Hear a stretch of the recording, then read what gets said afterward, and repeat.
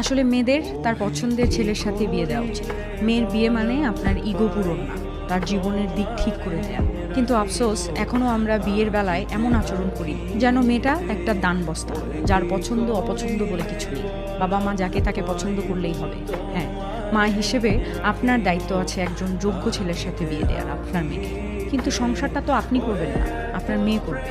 আপনি যদি শুধুমাত্র একটা সরকারি চাকরির লোভে মেয়ের চেয়ে 20 বছরের বড় এক লোকের সাথে মেয়ের বিয়ে দেন, তাহলে আপনি মেয়ের ভবিষ্যৎ নয়, বরং মেয়ের মাধ্যমে নিজের সামাজিক স্ট্যাটাস বানাচ্ছেন। মানুষের মস্তিষ্কে ডোপামিন, অক্সিটোসিন, সেরোটোনিন এগুলো শুধু হরমোন না, এগুলো এক একটা অনুভব, এক একটা মানসিক বন্ধনের নাম। আর ভালোবাসা এক প্রকার ঐশ্বরিক টান, যেখানে কোটি মানুষের ভিড়েও শুধু একজনকেই হৃদয় চায়। তাই আপনার মেয়ে যদি কাউকে ভালোবাসে, সেটা দোষের কিছু না, সেটা স্বাভাবিক। আপনি যদি বলেন ভালোবাসা ফালতু জিনিস, তাহলে সরি, আপনি একটা মানসিক অপরাধ করছেন। মেয়ে হিসেবে অবশ্যই ভালো মন্দ বিবেচনা করেই বিয়ে দেবে, সে দায়িত্ব আপনার। স্বাভাবিকভাবে মানুষ তার কাছে থাকতেই স্বাচ্ছন্দ্য বোধ করে, যাকে সে হৃদয় থেকে চায়, এতে তার কিছু থাক বা না থাক।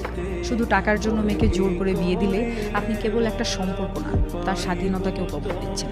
যে পুরনো প্রথা বলে মেয়ের কোনো মতামত লাগে না, মনে রাখবেন সে প্রথাই আজ মেয়েদের বিষণ্ণ করে দিচ্ছে, ভেঙে দিচ্ছে, আত্মহত্যার দিকে ঠেলে দিচ্ছে।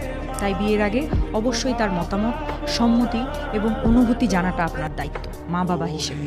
এটা ইগোর ব্যাপার না, কারণ শুধুমাত্র মানুষের সম্পত্তি দেখে তার সাথে থাকা যায় না। সে ভেতর থেকে আসলেই মানুষ কিনা, এটা মুখ্য বিষয়। তাই নিজের সন্তানকে বোঝার চেষ্টা করুন।